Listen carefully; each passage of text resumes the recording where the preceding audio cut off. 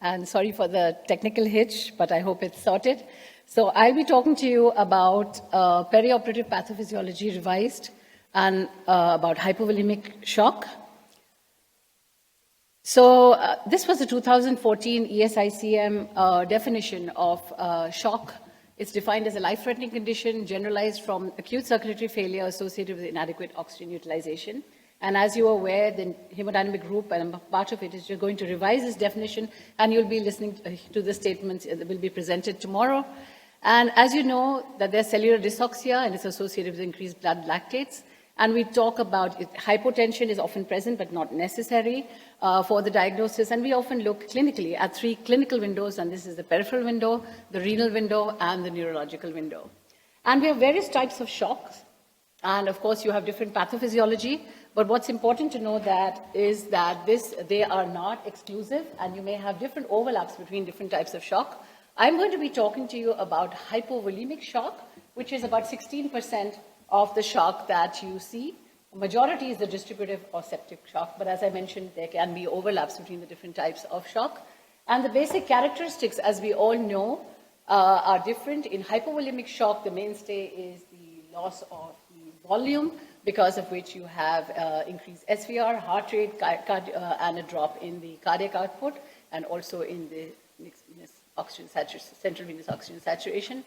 And you have various causes, of course, of... sorry, I don't have the presentation on the screen. So you have various causes of hypovolemic shock, and this could be because of hypovolemia, because of fluid losses, or it could be because of various hemorrhagic causes. It could be trauma or even non-traumatic conditions where there's bleeding, like in surgery in the perioperative period. So essentially, the pathophysiology of this, you have hypovolemia, you have loss of volume, there's decreased venous return, and cardiac output resulting in hypotension. And unless this is attended to, systematically and early, you can have organ dysfunction and multi-organ failure unless you prevent this cascade. So when you look at the pathophysiological effects of this, and because of the loss of volume, the hypovolemia, and this is the Frank-Starling curve, you can see the preload and the stroke volume, the hypovolemia results in the decreased preload. And you can also have, because of the loss of volume, there's a compensatory vasoconstriction. There's end diastolic volume will be decreased, and as you can see, the pressure volume curves, you can see the stroke volume further decreasing. So this is the common physiological effects that you see. But again, you may not necessarily see all these effects. It depends on what stage of the hypovolemic shock you are. For instance, if there's just you're in the mild or moderate hypovolemia, then you might not have all the manifestations. So it really depends upon how much of the volume is being lost to see the changes in the blood flow redistribution, the capillary recruitment, even the anaerobic metabolism, and finally, if it's severe hypovolemia, of course, you see cellular apoptosis. So the compensatory mechanisms that you see in the purple color usually occur when you have this decreased intravascular volume that you see in hypovolemic shock, due to which there's fall in cardiac output. So you have these various things that you see in purple color, and these are the compensatory mechanisms that take place. And this happens, a little later, and subsequently, if the blood loss or the volume loss continues, then these compensatory mechanisms may not be able to take care of the patient. And you'll have further drop in cardiac output, tissue perfusion, and this can further lead to impaired cellular or metabolism, and also lead to various cell apoptosis, etc. I'd like to allude to this paper, and this is from Arne Feldheiser here. And this is a very interesting study where they've looked at comprehensive echocardiographic analysis during simulated hypovolemia. And this was done in 30 healthy patients. And it's a very interesting study because it shows when you have mild and moderate hypovolemia, as you can see, central hypovolemia, you may not have changes in the heart rate and the mean arterial pressure. So there is hypovolemia, but this may not manifest clinically, and you may not be able to pick it up in this kind of conditions. But when they did echocardiography on these patients in the same setting, you can see that when there was mild to moderate hypovolemia, there was changes in the left diastolic and systolic volumes, the stroke volume index, and also the left ventricular ventricular global end diastolic strain volume. So this is a really important message that sometimes you might have hypovolemia and you may not be able to click, there may not be increase in heart rate or a drop in mean arterial pressure, especially in the mild to moderate phases of hypovolemia. This may not manifest, just as you see also sometimes in patients who are on beta blockers. So hypovolemia, the induced substantial decrease in stroke volume index without clinically relevant changes in MAP and heart rate, as was observed in the study. And the transthoracic echocardiographic examination revealed a decrease in the parameters from the left ventricular and left and right function in simulated mild to moderate hypovolemia, and this was in healthy volunteers. And this reduced cardiac function performance was associated with reduced filling characterized by a reduction in left atrial and systolic volume, as was shown by the echocardiography. So what we usually, just going back a little again to physiology, because we have to understand the physiological changes, and this is what Guyton proposed, and this is from a paper from Jean-Louis Taboul, which looks at venous return, and you know that it is the difference between the mean systemic pressure, the right atrial pressure, divided by the resistance to the venous pressure. So this is the relationship between the right atrial pressure and the venous return according to Guyton, and that is your mean systemic pressure. And the mean systemic pressure is the upstream pressure for the venous return. So the mean systemic pressure is a marker of the effective blood volume. And it's important to understand this when we talk about the stressed and the unstressed volume, especially in patients who have volume depletion during hypovolemic shock. So according to this Guyton's model, the systemic venous return is proportional to the pressure gradient from the venous return and inversely to the resistance of the venous return. And this pressure gradient for the venous return is the difference between the mean systemic pressure and the right atrial pressure. So there has to be a gradient for the increase in venous pressure. So as you can see in this cartoon, the mean systemic pressure, this is a virtual pressure, and this is considered to lie at the level of the venules, and it's positively related to the stressed blood volume and negatively to the vascular compliance. So this physiological part is important to understand when you talk about progressive loss of volume and also replacement of fluids and the role of vasopressors, which I'll talk to you about in a minute. So when you talk about, and this is a very elegant study from the group of Laurent Guérin was the first author, and what they looked at is that they used passive leg raising and volume expansion on mean systemic pressure and the venous return, and this was done in shock patients, in human patients. And if you look at patients who are preload responsive, and in case of preload unresponsive patients, when you give fluid to these patients, you will see a shift of the venous return curve to the right side, and you will see an increase in the mean systemic filling pressure. But again, there is a difference if you are if fluid administration is given in fluid-responsive patients and non-responsive patients when it comes to looking at the venous return pressure gradient. So that is the difference between the mean systemic pressure and the CVP, and you look at the cardiac output. So here you can see the difference in the CVP. This is minimal, and you can see the mean systemic pressure. And for this reason, you will get an increase in cardiac output. But if you look at fluid unresponsive patients, this difference is not much, and therefore, when you're on the flat part of the Frank-Starling curve, you will not get so much difference. And these patients might actually not have any increase in the cardiac output. So no increase in the venous return pressure gradient is seen, because as you can see, the difference between the PMS and the CVP, there's not much difference. So the increase in the cardiac output won't be proportionally high. So this is really important to understand that the mean systemic filling pressure will increase when you give fluids to both fluid responsive and unresponsive patients. However, there will be no increase in the venous return pressure in patients who are fluid unresponsive, and therefore no increase in the cardiac output. And you can actually have no benefit in the cardiac output, and increase in the CVP might actually cause some problems.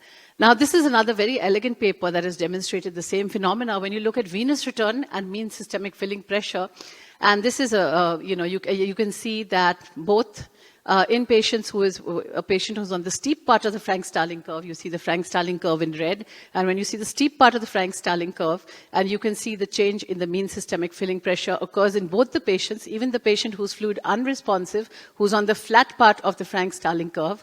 But when you look at the gradient, the difference between the mean systemic filling pressure and the right atrial pressure, which is a CVP, you will see that the difference is much more in the first one, and therefore you will have a higher increase in the cardiac output as compared to a fluid unresponsive patient where you may not get increase in cardiac output. And that is why the effect of the fluid volume, when you give the fluid volume, it will increase initially about 60 to 70% is the unstressed volume, and about 30% is the stressed volume. So as you're giving more fluid and you're increasing the stressed volume, that is when you increase the gradient to increase the cardiac output.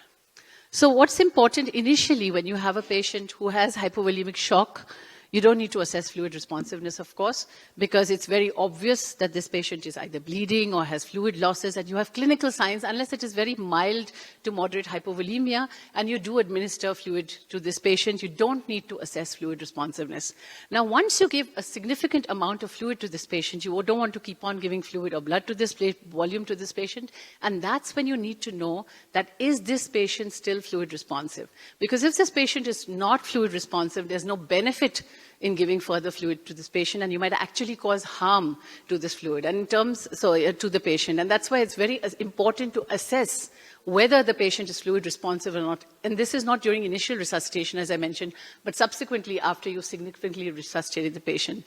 Like I said, when we give fluid to the patient, we presume that they are on the steep part of the Flank-Starling curve, which means that by giving a certain cardiac preload, you can have a proportionate increase in stroke volume. I'll very quickly tell you about the commonly performed tests in clinical practice, and most of them are based on heart-lung interactions.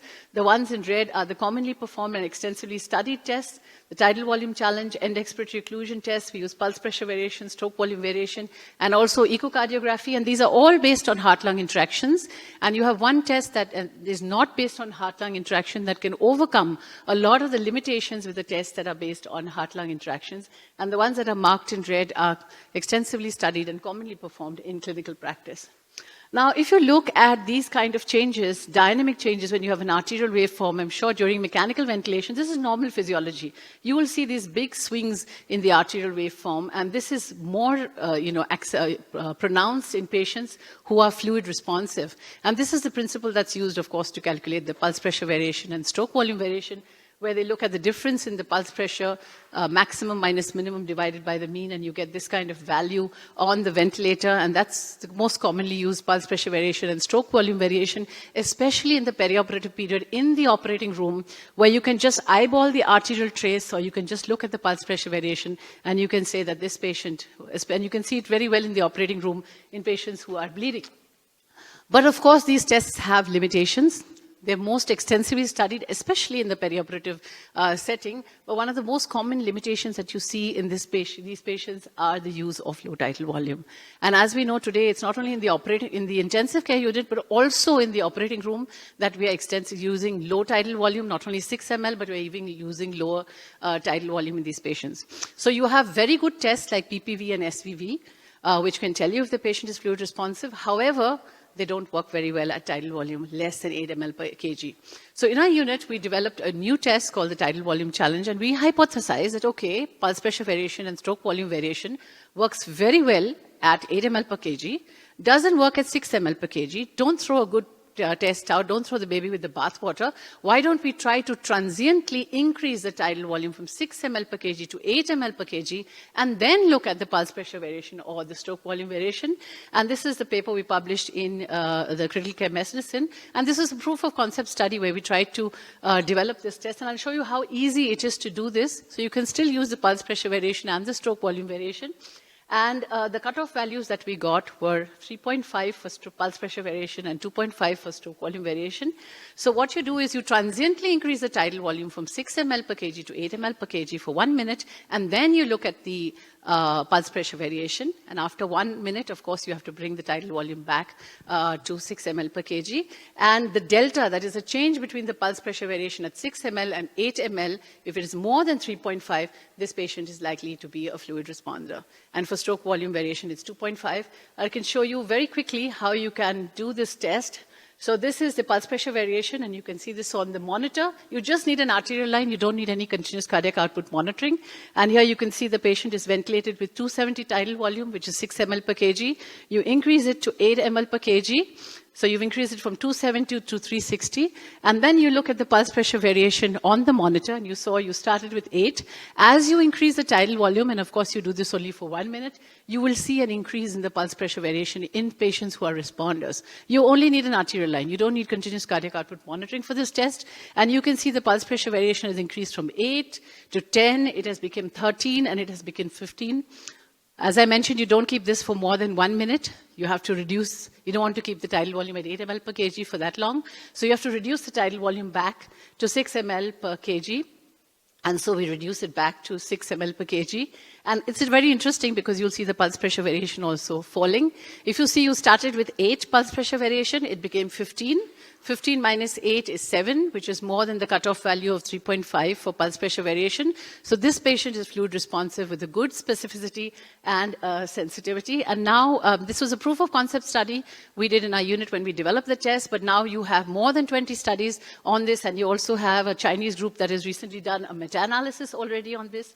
And they have found that the tidal volume challenge can improve the feasibility of pulse pressure variation in these patients. So very good tool to use in the operating room when you just have an arterial line and you're not using continuous cardiac output, especially in patients who have fluid shifts and blood volume loss. And you can use this as a sensitive marker with good specificity and sensitivity.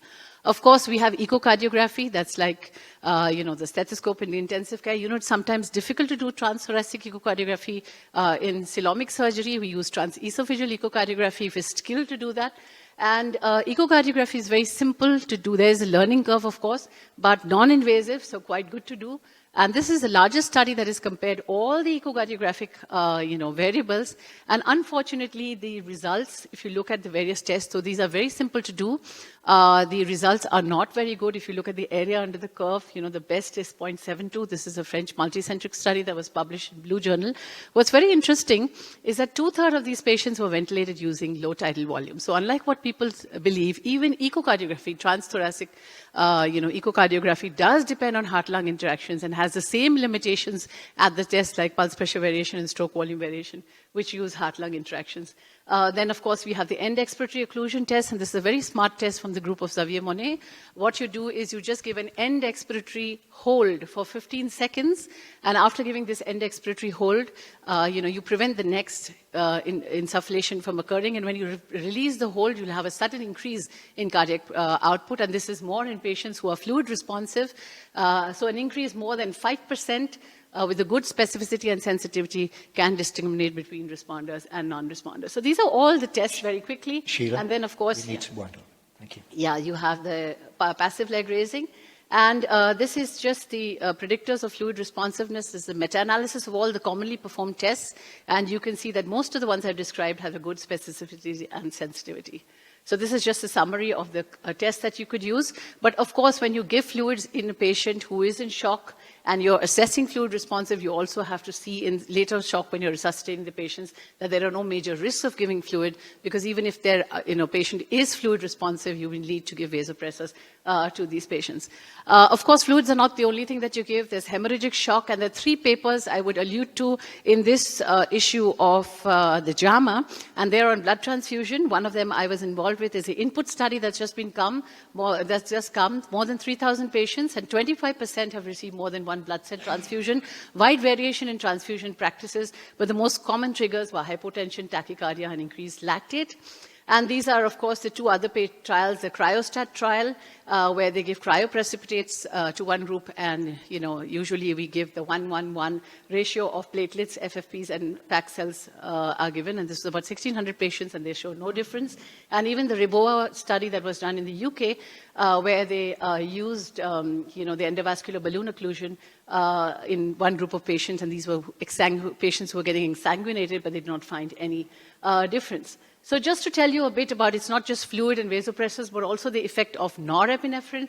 And you may need to start norepinephrine early in some patients, and this is a very elegant study. In the interest of time, I won't talk in detail about this. But before and after giving norepinephrine, so norepinephrine increases both the mean systemic pressure and the resistance to the venous return. And you will see that in spite of the increase in the venous resistance, the venous return increases with norepinephrine, although an increase in mean systemic pressure related to blood redistribution. So it basically increases from this unstressed volume, it's converted into the stress volume when you give vasopressors. Sheila, I'm afraid I can't afford to pay the overtime for these people. So we need to wind up. That was my last slide. Okay. So I'd just like to say that in hypovolemic shock, the causes of reduced preload, which reduce the cardiac output, cause impaired cellular metabolism, which can rapidly be fatal unless you resuscitate them early. Mild to moderate hypovolemia shock can have preserved mean arterial pressure and heart rate. So you've got to be careful because you might miss hypovolemia. Right, okay, no problem. That wasn't us. And what's important to remember is that you must, after the initial resuscitation, you must assess fluid responsiveness before you give subsequent fluid in patients with hypovolemic shock, because they may still be hypovolemic, but you may miss it because you might not know whether they are still hypovolemic unless you test fluid responsiveness. Thank you very much. Thank you very much. Well, thank you. Unfortunately, we don't have time for questions, but thank you ever so much to our speakers this evening. Thank you very much indeed for your attention and all your questions, and have a good evening. Enjoy Milan. Thank you ever so much. Thank you.